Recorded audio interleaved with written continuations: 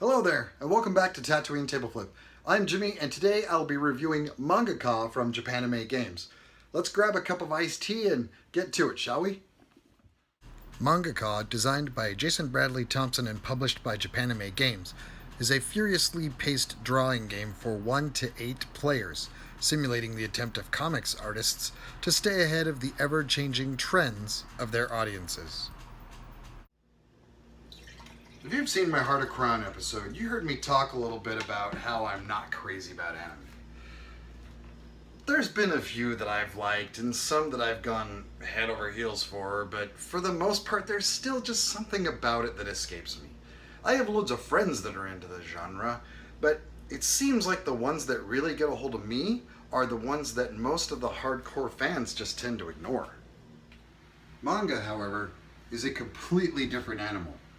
I have loved comics my entire life, and when I was introduced to a manga called Golgo 13 when I was very young, I realized just how many boundaries comics can cross. As it turns out, I didn't necessarily need to speak the language to read other countries' comics.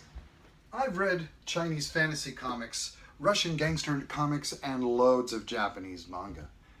The term manga is the word for comics, while the term mangaka is Japanese for the person who writes and draws those comics. My board gaming experience is closer to being fairly deep than not. However, I never imagined I'd be able to take up the mantle of a comic artist in a tabletop board game. This is Mangaka, and here's how it works.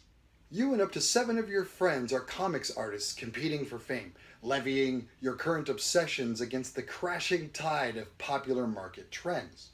Each game you're going to set your obsessions, determine the themes you'll be working within, and attempt to produce a complete manga story over the course of 4 rounds. At the end of those 4 rounds, whoever has the most fame wins. You'll begin the game by drawing these theme cards that set your obsessions that will follow you throughout the game. They're played face up in front of you so that everyone at the table can see what they are. This is also the time where you'll name your manga and choose a pen name.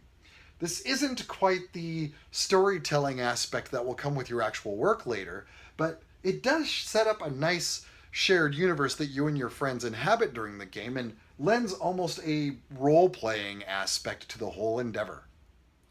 Starting with round 2, instead of the theme cards, you'll be drawing these, the trend cards. These determine the overall scope of your work as a struggling comics artist while you strive to maintain your unique voice while hewing to current fads. This presents a unique challenge as you have to include all of your obsessions within your artwork. Speaking of artwork, these are the pages that you and your friends will be using in your art.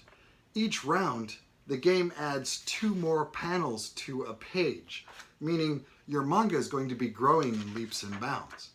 But here's the tough bit. Each round is timed. So while the number of panels increases, the time does not, making for some frantically hilarious gameplay while you and your friends frantically try to scribble something that has to be recognizable in each panel of your book as the game progresses. There are 3 basic rules you must follow when hammering out a manga you hope will appeal to the masses. 1. Express your themes.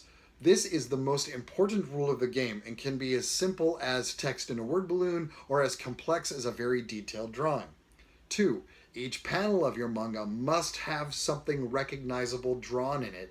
And 3. Only 3 word balloons per round. Any text in a panel counts as a word balloon except sound effects or symbols. This game is fast, furious, and simply loads of fun. And while it's predicated on you being the best mangaka you can be, it's less about your actual artistic talent and more about your quick-witted ingenuity. I suggest playing some fast-paced anime music in the background. That will help create a sense of urgency and will lend itself to what the folks at Inside the Box call flavor win. Utilizing nothing more than some writing utensils, this pad of comics panels, and some cards to set the course, the game includes nuances of role-playing and social interaction that I find in very few games that have such few components.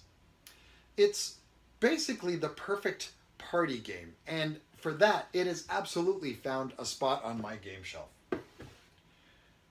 That's going to do it for Mangaka. Hey, if you guys like what we're doing here, how about hitting the like button down there and pushing the subscribe? If you want to find us on the internet, it's at BoardGamerBlues.com, or you can send us some messages over at Facebook or Twitter at BoardGamerBlues. You can email me directly at jimmie@BoardGamerBlues.com. That's, of course, my name, Jimmy, at BoardGamerBlues.com. And yeah, I think that's going to do it for this time. This game was a ridiculous amount of fun. I'll tell you what, you guys, if I'm not hunched over my desk frantically scribbling out some kind of a manga, I will see you guys next time on Tatooine Table Flip. Thanks for watching, everybody. Bye.